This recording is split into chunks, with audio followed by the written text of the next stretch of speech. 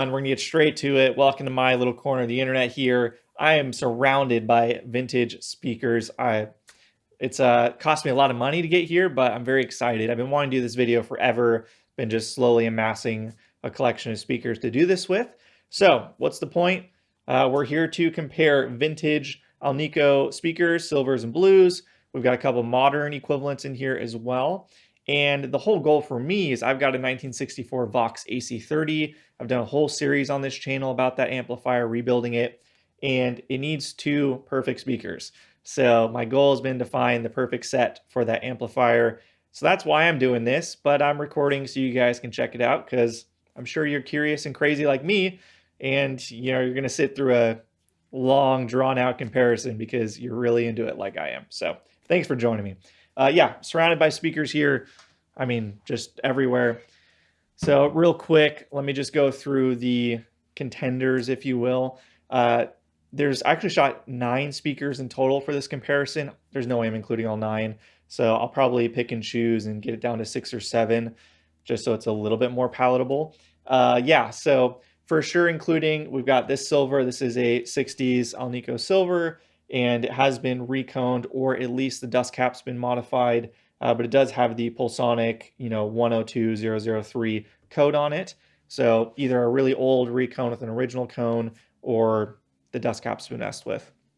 We've got, again, a 60s blue here. Same deal. It's got it's been reconed. This one's more obviously reconed, but it does have a Pulsonic code on it. So again, don't know what happened there, but it does have an old cone. We've got some modern speakers here just to kind of spice it up a little bit. We've got a gold, and we've also got a Scumbag SC75 PVC, which is their kind of equivalent of these speakers. I've got a pair of silvers here. These were original 60s speakers, T1088s, and they've got the original cones. They're untouched. And then outside of that, I've got 3 more silvers with various recones on them that I may or may not include. TBD, you'll see it on the screen if I do. So that's the lineup of speakers. Let's go ahead and get them off the bench here, and I'll quickly run through the setup. All right, here's the amplifier. It's my Hayseed 30. It's a great sounding amp, Vox AC30 style. And you're wondering, Tanner, why didn't you use the 64 AC30 instead? Well, it puts out 30 watts, and that would blow the vintage speakers. So I didn't want to get near that. This has a 15 watt mode, so I switched into that, master on half, and then you can see the controls here in the top boost. So volume a little past noon, pretty self-explanatory there. Fairly conservative. It was loud in here, but it's not going to damage the speaker. So I was trying to be very careful of that. And then I ran the signal into a cabinet, my Friedman 1x12 cab, great sounding cab. And I just did that to make it easier to swap the speakers, so I didn't have to kind of deal with the chassis and stuff in the way, but nothing really noteworthy there. And then I ran a looper pedal. So if future me does a good job here, the editing should make it seamless between speaker to speaker to speaker. So it should feel very natural, no hard breaks or anything, so that you can get a true side-by-side. And I will randomize the order a bit as well. And then I just used the SM57, pretty simple. And then I had 2 room mics, the camera, as well as my phone placed off to the side. And that way just kind of captured a little bit of the room to make it a little less sterile. But yeah, it's majority the SM57 just to keep it a solid A/B comparison setup. But yeah, that's the plan there. And awesome. Let's get to the playing.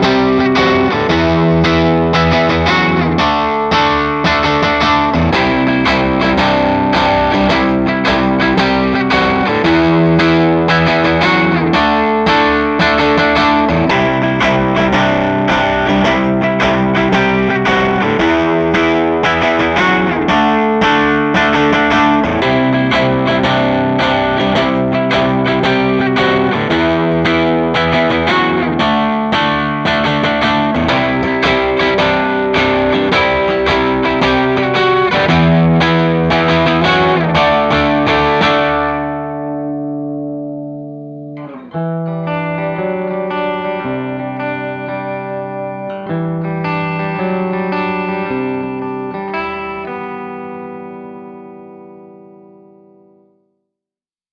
don't know about you guys, but I thought that was fascinating. Now, this is shot a little out of order. I've already edited some of the tracks just a little bit so I can get a peek at them. And yeah, some things I expected, some things I definitely didn't expect. But overall, I thought they all sounded good, right? Of course, you can always change the amplifier's EQ to hone in a speaker. But there were characteristics, I think, in all of them that kind of went past bass, middle, treble, right, on an amp. I don't think you could really EQ them on an amp to sound the same. So yeah, I definitely had some fairly strong takeaways, but like I always do with these types of videos, I'm not going to poison the well. I'm not going to tell you what I thought. I'm going to let you guys hash that out in the comments. I will say, the one thing I'll say is that my favorite was the silver, but I won't tell you which one. So there you go.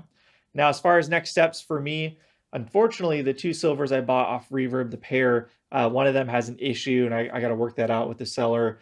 So I'm not sure what's going on there, but yeah, still got to figure out and edit this all together to really come to a conclusion for the 64 AC30. But one other thing I wanted to mention too, listening back a little bit, I was a little disappointed in the tone. Not necessarily up to my typical standards. I'll just say this was not meant to be the showcase of perfect tone. I was just trying to set something pretty neutral overall.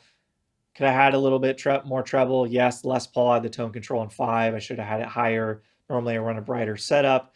So yeah, little things. SM57 could have been a bit higher up, so it's directly in the dust cap. Learnings for future, but I still think this video will accomplish the goal, which is showing a very even, fair comparison between a bunch of speakers.